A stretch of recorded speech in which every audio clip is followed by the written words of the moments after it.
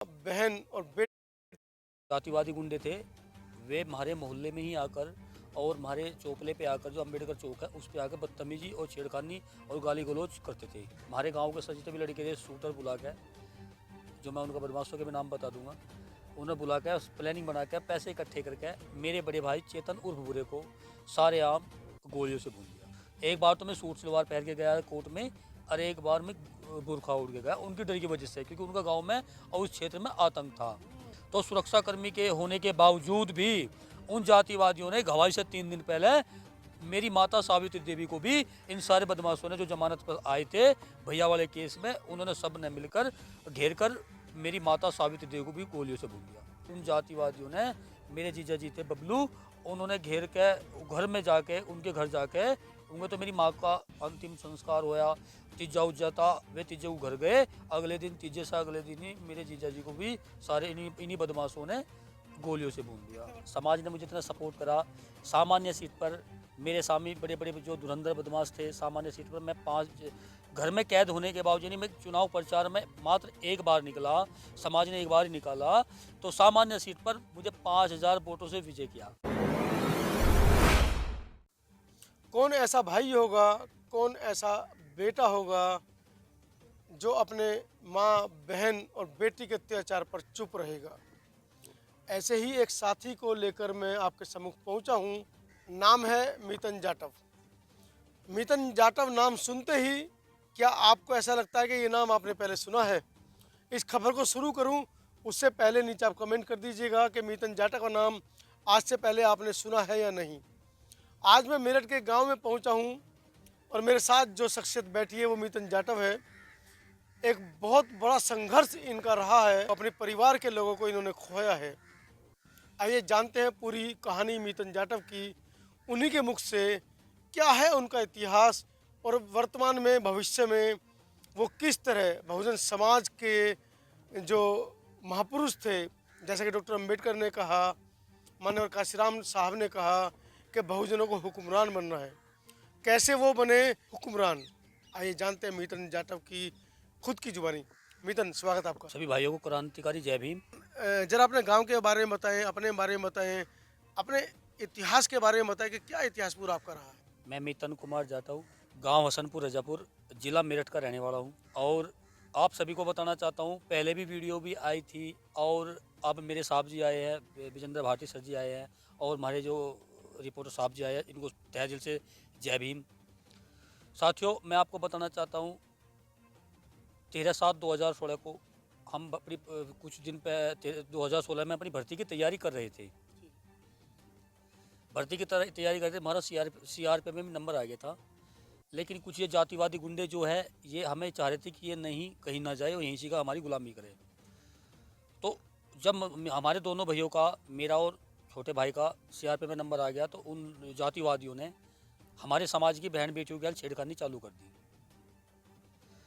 जब बताओ साथियों, जो कोई हमारे समाज की बहन बेटियों के साथ छेड़खानी करेंगे बे जातिवादी, हम उसका ऑब्जेक्शन तो उठाएंगे या नहीं उठाएंगे? वे हमारे समाज की बहन बेटियों के साथ छेड़खानी करे थे, इसका विरोध मेरे बड़े भाई चेतन उर्फ भूरे ने उठाया। विरोध किया कि आप ये समाज में ऐसा काम मत करो, आप अपने मोहल्ले में जाओ और उधर ही करो, इस मोहल्ले में मत करो। अच्छा, मतलब बाहर के लोग मोहल्ले में आके करते जी थे? जी जी, वे जो जातिवादी गुंडे थे, वे हमारे मोहल्ले में ही आकर और हमारे चौपले पे आकर, जो अम्बेडकर चौक है उस पे आकर बदतमीजी और छेड़खानी और गाली गलौज करते थे।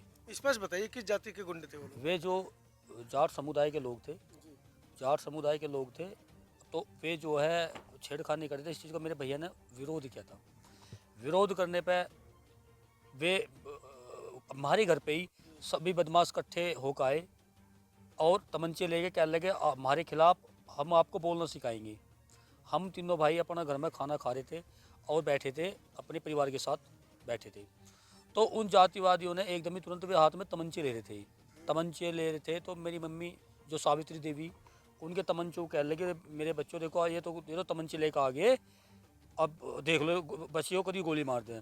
लेकिन मेरी मम्मी और मैं, हम गए तो हमने उनके तमंचे तक रोक लगाई और उनके तमंचे जो है हमने तीनों भाइयों ने पकड़ लिया, छीन लिए उनसे। छीने पीछे हमने पुलिस को फ़ोन कर दिया। पुलिस आ गई। पुलिस आए पीछे, हमने उन्हें तमंचे दे दिए और उन्होंने हमारे मारे, हमने यानी आपस में दोनों की मार पिटाई हुई। चोट उनके भी लगी, चोट हमारे भी लगी थोड़ी थोड़ी। इसी घर पे जी, मेरे घर में घुस के पहला मैं जातिवादी नु साले चमटो, हम आपको हमारे खिलाफ बोलना सिखाएंगे और बाहर निकलो। तो हमने जो है तमंचे हाथ में लेते, मैं नहीं पूरा गांव बता देगा जो सीन हमारे घर पे घर में ही हुआ सारा सीन। 2016 में हुआ था, 9 साल पहले। तो इस पे पुलिस आ गई, पुलिस ने और उल्टा मुकदमा हमारे ऊपर ही कर दिया।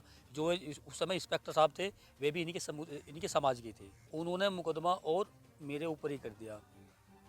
लेकिन मुकदमा कर दिया तो और हमने रिक्वेस्ट करी, हाथ जोड़े जी, हमारे घर पे तो ये तमंचे लेकर आए, हमने आपको तमंचे सौंप दिए और उल्टा हमारे पे ही मुकदमा कर दिया आपने। तो उन्होंने हमारी कोई नहीं सुनी। क्या लगे आप इनसे भिड़ोगे, आप अपना ब्योत तो देख लो, आप कमाने खाने वाले को। ये खुद मेरे इंस्पेक्टर साहब ने कही थी उस समय। जी जी जी जी आपको उल्टा जी जी फंसा दिया। ये हमें फंसा दिया जी। तो फिर थोड़ा थोड़ा काम, जब थोड़ा समय बिचा, 1 दिन 2 दिन हम तो रह गए हल्के में। लेकिन उन जातिवादी जो गुंडे थे उन्होंने जो है हमारे गांव के सजते भी लड़के थे, शूटर बुला के, जो मैं उनका बदमाशों के भी नाम बता दूंगा, उन्हें बुला के प्लानिंग बना के पैसे इकट्ठे करके मेरे बड़े भाई चेतन उर्फ बुरे को सारे आम गोलियों से भून दिया। जी जी जी, गाँव में जी, गाँव से बाहर मेरे भाई को गोलियों से भून दिया जी। जब मेरे भाई को गोलियों से भूना, मैं और मेरी मम्मी उनके साथ थी, तो हम इतना भागे तो वे साले तमंचे को फायर करते हुए चले गए। क्या तो साले चमटो, या तो चले जाओ ना, तुम्हें भी गोली से मार देंगे।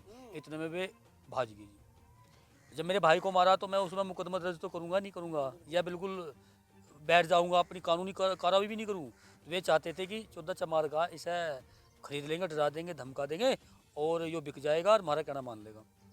लेकिन साथियों, मैंने 192/16 13/7/2016 मेरी जो मुकदमा मैंने दर्ज कराया 192/16 में दर्ज हुआ जी, 13/7/2016 में। फिर उसमें मेरी गवाही चालू हुई जी।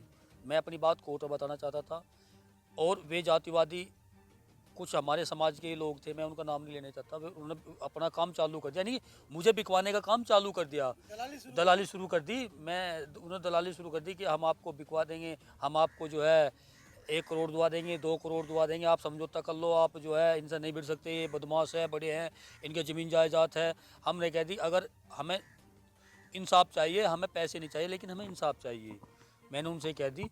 लेकिन उन दरिंदों ने क्या काम करा, जब भी गवाही पे जाता था वे मेरे घर के आसपास ही घूमते थे। रात को उन्होंने जो मेरे कुआर भी तोड़ दिए थे और मेरी दीवार भी पाड़ दी। तू साले डर जा, अगर तू जाएगा तो हम तो बाहर निकल के मार देंगी। मेरी मकान की छत भी पाड़ दी थी उन्होंने जी। तो मैं उनसे, लेकिन उनसे मैं डरा नहीं, ना मैं उनसे डरा, ना मैं उनसे झुका बिल्कुल भी। लेकिन मैं जब मुझे सवेरे के टाइम में 4 बजे उठा, मैं पैदल निकल लिया, मुझे कोर्ट में गवाही दे जाना। मेरी मम्मी और मैं चुप निकले, ई खोई निकल गए। तो हम जाकर बस में बैठे, मैंने सूट सलवार, एक बार तो मैं सूट सलवार पहन के गया कोर्ट में, और एक बार मैं बुरखा उड़ के गया उनकी डर की वजह से, क्योंकि उनका गांव में और उस क्षेत्र में आतंक था, उनका आतंक था, क्योंकि बड़े बदमाश थे वे। और जी पुलिस प्रशासन ने साथ नहीं दिया। नहीं, मैं पुलिस प्रशासन को कहता था तो मुझे पुलिस प्रशासन वाले ये कहते थे उस समय कि जब आपको डर लग रहा तो आप घर से बाहर निकलते क्यों, या आप एक काम करो, आप जो है बाहर काम कर लो, फैक्ट्री में कर लो, यहाँ से का तुम हम सुरक्षा देंगे। तो उस समय इन्होंने पुलिस प्रशासन ने मुझे ये कहा था। तो हम डरते लुकते छिपते हम कोर्ट वहाँ चले गए कोर्ट में। तो मेरे पे कोर्ट में भी फायर होया, मैं बुरखा उड़ कर गया था तो मेरे पे कोर्ट में फायर हुए पीछे। लेकिन मैंने जज साहब को बताई, मगर साहब जी मेरी क्या लेते, मुझे मार देंगे, मेरे बयान लिखवा लो। लेकिन जज साहब कहने लगे आपकी अगली तारीख दी थी उन्होंने 1 तारीख को आपके बयान लिखवा देंगे, ना तो फिर हम अलग अलग फाइल कर देंगे। जब मैं कोर्ट में गया तो उन्होंने उन बदमाशों ने 1 तारीख का 6 तारीख बना दिया। मैं वहाँ 1 तारीख को पहुँचा तो वहाँ देखा तो 1 का 6 बना रखा था। मैं कहला जी, तो मैं पूछा नहीं, आज तो गवाही नहीं तुम्हारी 6 तारीख की। मैं कहने लगा मगर 1 तारीख की गवाही है और मैं आया था, मुझे खतरा है 1 या 3 के बीच में मुझे मारेंगे जरूर, या मुझे मारो मेरे परिवार के सदस्यों को मारेंगे जरूर जी। तो उन जातिवादियों ने मेरी यानी किसी ने नहीं सुनी। मैं फिर SSP मंजिल सैनी कप्तान थी, मैं उनके पास गया, पेश हुआ, मगर जी मुझे 1 के 3 के बीच में वे मार देंगे, आप मुझे सुरक्षा दे दो।